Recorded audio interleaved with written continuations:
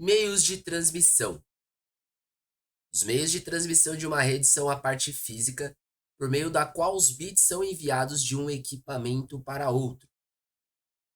Existem diversos tipos de meios físicos que podem ser utilizados para fazer a transmissão de uma rede. Cada tipo possui as suas próprias características, como o custo, a velocidade e a viabilidade de instalação e a viabilidade de manutenção. Bom, sabendo que os meios de transmissão são as partes físicas, nós precisamos entender quais são os grupos, quais são as classificações dessas partes físicas de transmissões.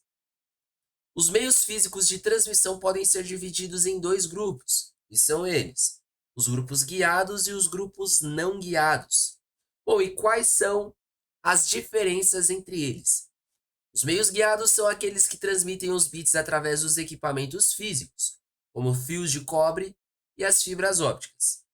Já os meios não guiados são aqueles que transmitem os bits através do ar, como por exemplo as ondas de rádio e os raios laser. É um exemplo da leitura do código de barras, por exemplo. Entre os meios físicos guiados, temos os fios e os cabos. O fio é um segmento fino, cíclico e flexível, composto por um fiamento de metal e revestido por plástico ou borracha isolante. A diferença entre os fios de transportar energia elétrica e os fios de transportar informação. Já o cabo é um composto por vários fiamentos finos que proporciona mais meabilidade. Então temos diferenças aqui. Nós temos os fios e temos os cabos. Existem diferenças entre eles e nós veremos a seguir.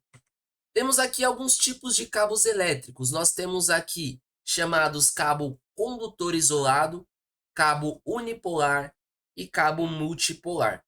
Coloquei uma breve descrição de cada um deles e também coloquei uma figura ilustrativa para a gente conseguir ter uma percepção mais detalhada da diferença entre ambos. Então, o primeiro é o cabo isolado. Ele possui apenas um condutor e a isolação.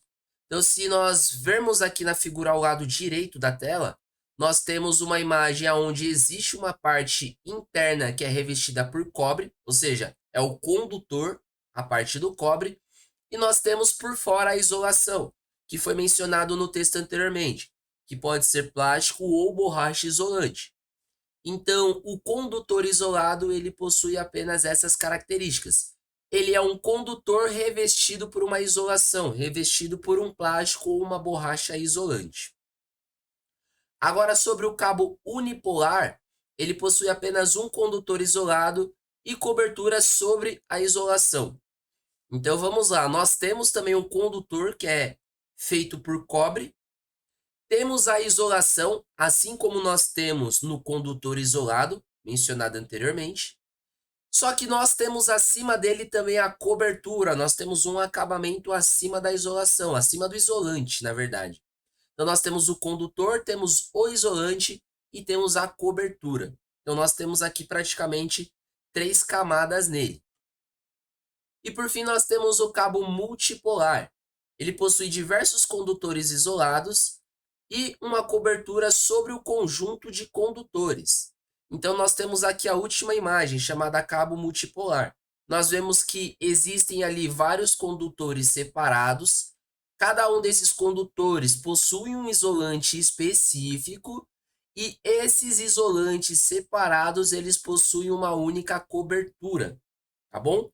Então são essas as diferenças entre os cabos elétricos que nós temos. E aí o que vale ressaltar? A escolha entre os fios e os cabos depende da utilização.